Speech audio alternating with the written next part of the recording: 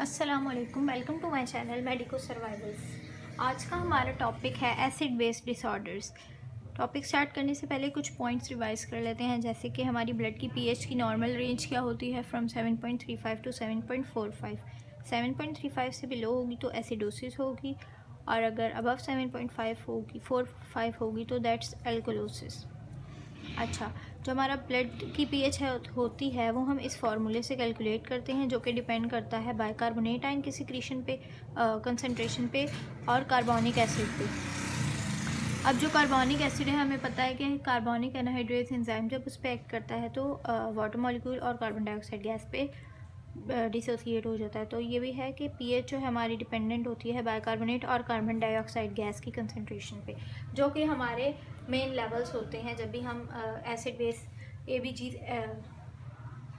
Blood gases करते हैं, arterial blood gases, तो उसमें यही लेवल्स होते हैं जो हम चेक करते हैं, बाइकार्बोनेट और कार्बन डाइऑक्साइड गैस की सिक्रेशन कंसंट्रेशन को। तो रेगुलेट कैसे होता है हमारी पीएच ब्लड पे? 3 लेवल्स होते हैं कि एक पहला होता है ब्लड पे जैसे ही कोई पीएच चेंज आता है तो ईसीएफ में बाइकार्बोनेट बफर एक्ट करता है और पीएच को नॉर्मल कर देता है, नहीं। और आईसीएफ में जो होता है फॉस्फेट बफर, आरबीसीज के अंदर प्रोटीन बफर होता है। रेस्पिरेटरी सिस्टम में ब्लड पीएच को कैसे मेंटेन करता है कि वो कार्बन डाइऑक्साइड गैस की या तो एक्सक्रीशन कम कर देता है या excretion out of the body ज़्यादा करवा देता है, मतलब कि रेस्पिरेटरी रेट इंक्रीज़ कर देता है या डिक्रीज़ कर देता है, जिससे कार्बन डाइऑक्साइड गैस की कंसनट्रेशन जो होती है वो ब्लड में चेंज होती है और पीएच नॉर्मल हो जाती है। उसके बाद है जो थर्ड और परमानेंट सॉल्यूशन होता है ब्लड की पीएच को रेगुलेट करने का, वो होता है किडनी। ये एक्टिवेट होता है 1 से 2 डेज़ में, और ये मेनली एक्ट करता है इन दो आयंस की कंसंट्रेशन पे, या तो इनकी एक्सक्रीशन या रीअब्जॉर्प्शन इंक्रीज डिक्रीज हो जाती है, जिससे हमारी ब्लड की पीएच जो होती है वो नॉर्मल आ जाती है। अच्छा, अब स्टार्ट करते हैं एसिड बेस्ड डिसऑर्डर। तो इसमें हमें मालूम है कि 2 डिसऑर्डर्स होते हैं, एक होता है एसिडोसिस और एल्कलोसिस। 7.35 से कम होगी तो एसिडोसिस, अबव होगी 7.45 से तो एल्कलोसिस। और ये जो होती हैं ये 2 टाइप्स की होती है, एक मेटाबॉलिक होती है और एक रेस्पिरेटरी, दोनों इसी तरह होती है। तो अभी स्टार्ट करते हैं हम मेटाबॉलिक से। मेटाबॉलिक जो है, इसमें जब भी मेटाबॉलिक आए तो हमें ये हमारे माइंड में ये आना चाहिए कि इसमें बाइकार्बोनेट आयन की जो लेवल्स हैं ब्लड में, या वो कम हो रहे हैं या ज़्यादा हो रहे हैं। एसिडोसिस में क्या होगा कि पीएच कम होगी, बाइकार्बोनेट आयन के जो लेवल्स होंगे वो कम होंगे ब्लड में। एल्कलोसिस में क्या होगा, पीएच इंक्रीज़ होगी, 7.45 से अबव होगी, और बाइकार्बोनेट आयन के लेवल्स जो हैं वो ज़्यादा होंगे। अच्छा, एक ये रेशो होता है हमारा bicarbonate ion to carbon dioxide gas ratio. तो ये रेशो इम्पॉर्टेंट है, बीसीक्यूज़ में यूजुअली पूछ लिया जाता है।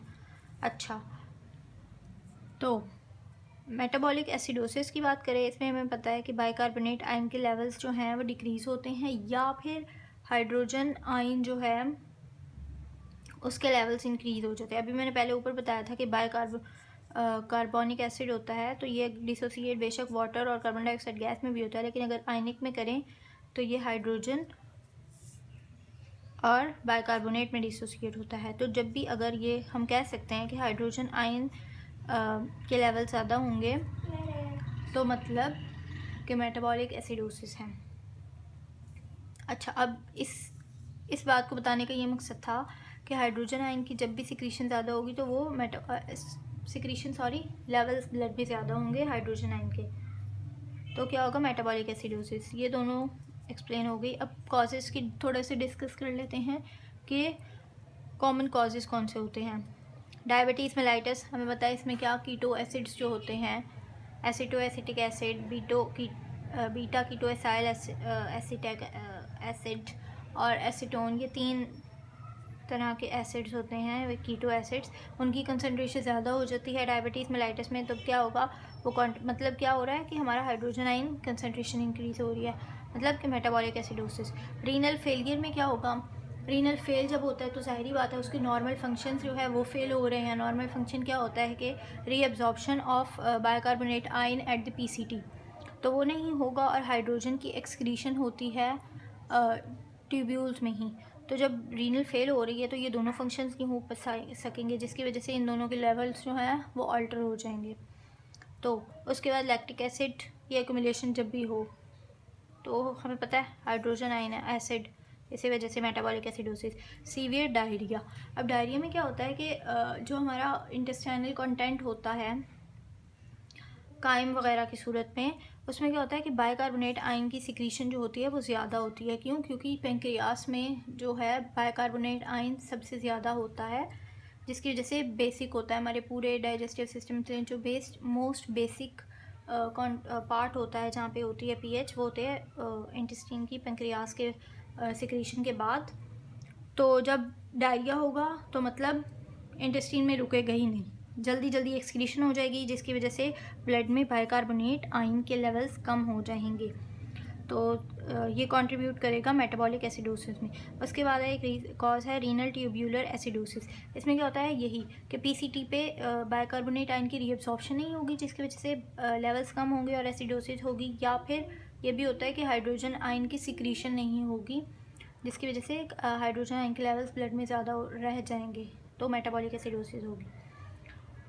उसके बाद इसकी ये सारी बात होगी इसकी कॉजेज़ पे और कि मेन काम क्या हो रहा होता है। इसकी कंपनसेशन कैसे होगी, कंपनसेशन डिस्कस करते हैं।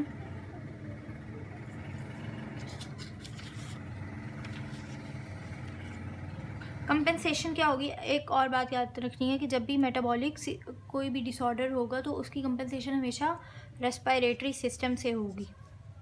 अब रेस्पिरेटरी सिस्टम का मैंने बताया था कि कार्बन डाइऑक्साइड गैस के लेवल्स चेंज होंगे, या वो ज़्यादा एक्सक्रीट आउट होगी आउट ऑफ द बॉडी, या फिर कम एक्सक्रीट होगी फ्रॉम लंग्स।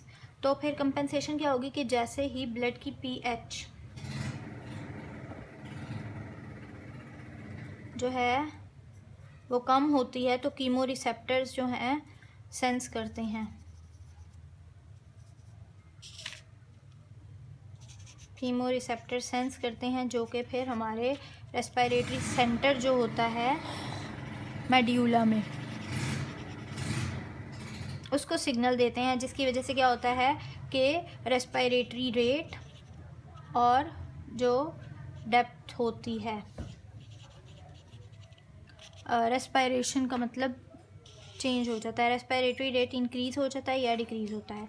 अच्छा, अब हम बात कर रहे थे इसकी मेटाबॉलिक एसिडोसिस की, तो इसमें क्या होगा कि रेस्पिरेटरी रेट इंक्रीज़ होगा, क्योंकि हमें जब बाइकार्बोनेट आयन की कंसनट्रेशन कम हो रही है ब्लड में, तो फिर कार्बन डाइऑक्साइड गैस की भी कंसनट्रेशन कम होनी चाहिए, तभी ये बैलेंस होंगी। ये वाली इक्वेशन देखें, ये जो रेशो था बाइकार्बोनेट कम हो रहा है तो होम्योस्टेसिस में रहने के लिए कार्बन डाइऑक्साइड गैस की कंसनट्रेशन को भी कम होना चाहिए। इसी वजह से क्या होगा कि जब भी 1 मिली इक्विवेलेंट पर लीटर बाइकार्बोनेट आयन हमारे ब्लड में कम होता है तो रेस्पिरेटरी रेट इंक्रीज़ हो जाता है, जिसकी वजह से सांस इंसान जल्दी लेता है, और जब सांस जल्दी लेगा तो फिर क्या होगा कि कार्बन डाइऑक्साइड गैस की एक्सक्रीशन जो है वो ज़्यादा होगी। तो 1.2 millimetre of mercury carbon dioxide gas जो है वो इंक्रीज़ होगी, एक्सक्रीट होगी, इंक्रीज लेवल्स हो जाएंगे, इसकी थोड़ी ज़्यादा एक्सक्रीट होगी। तो क्या होगा कि बाइकार्बोनेट कम हो रहा था, कार्बन डाइऑक्साइड गैस भी कम होगी, तो फिर एक स्टेबल कंडीशन हो जाएगी, पीएच जो है वो नॉर्मल रेंज में आ जाएगी। अच्छा, अब जो है मेटाबॉलिक एल्कलोसिस में क्या होता है कि पीएच जो है इंक्रीज़ हो जाती है, क्योंकि मेटाबॉलिक है, इसी वजह से इसके बाइकार्बोनेट के लेवल्स जो हैं वो इंक्रीज़ होंगे और जो हाइड्रोजन लेवल है वो डिक्रीज़ होंगे। अच्छा, बाइकार्बोनेट आयन जो है वो किन किन कंडीशंस में इंक्रीज़ होता है, या तो उसकी रीअब्जॉर्प्शन पीसीटी में इंक्रीज़ हो या फिर एंटासिड इंजेस्ट कर लिए हों, तो क्या होगा कि बाइकार्बोनेट के लेवल्स जो हैं वो ब्लड में इंक्रीज़ हो जाएंगे। और हाइड्रोजन आयन के levels decrease, vomiting of gastric content, क्यों? क्योंकि हमें पता है कि गैस्ट्रम मतलब के स्टमक में हाइड्रोजन आयन HCl की कंसनट्रेशन जो है वो ज़्यादा होती है, HCl जो कि डिसोसिएट होकर हाइड्रोजन और क्लोराइड बनाता है। अब जब गैस्ट्रिक की कंटेंट की वॉमिटिंग होगी तो फिर क्या होगा कि हाइड्रोजन आयन भी लॉस होगा, जिसकी वजह से हाइड्रोजन के लेवल्स जो हैं वो ब्लड में कम हो जाएंगे, जो कि ये इस कंडीशन को राइज करेगा एल्कलोसिस को, मेटाबॉलिक एल्कलोसिस को। उसके बाद इंक्रीज एल्डोस्टेरोन, अब ये क्यों? क्योंकि जो एल्डोस्टेरॉन हार्मोन होता है वो क्या करता है कि इंक्रीज़ करवा देता है वो हाइड्रोजन आयन की एक्सक्रीशन ट्यूब्यूल्स में, जो रीनल ट्यूब्यूल्स होती हैं, जिसकी वजह से हाइड्रोजन आयन के लेवल्स जो हैं वो ब्लड में कम हो जाएंगे। और जो है ये पोटेशियम आयन लेवल्स, मतलब कि हाइपोकैलीमिया होगा तो भी क्या होगा कि एक हमारा होता है सिस्टम, जैसे हमें पता है ना सोडियम पोटेशियम पंप होता है, उसी तरह हमारा एक सोडियम हाइड्रोजन पंप भी होता है। अब जब पोटेशियम के लेवल्स कम होंगे तो मतलब सोडियम पोटेशियम पंप और सोडियम हाइड्रोजन पंप, वैसे जो है हमारा मेन जो होता है यही होता है सोडियम पोटेशियम पंप। लेकिन जब इसके पोटेशियम के लेवल्स कम होंगे तो मतलब कि ये पंप जो है ज़्यादा एक्टिव नहीं होगा, जिसकी वजह से ये वाला पंप जो है वो ज़्यादा एक्टिव होगा ट्यूब्यूल्स में, रीनल ट्यूब्यूल्स में। तो क्या होगा कि पोटेशियम की सिक्रीशन के बजाय, जो कि नॉर्मल होनी चाहिए थी, क्योंकि इसके लेवल्स कम है तो फिर वो ज़्यादा से ज़्यादा ये एब्जॉर्ब करेगी बॉडी ब्लड, ताकि उसके लेवल्स जो हैं पोटेशियम के नॉर्मल रहें।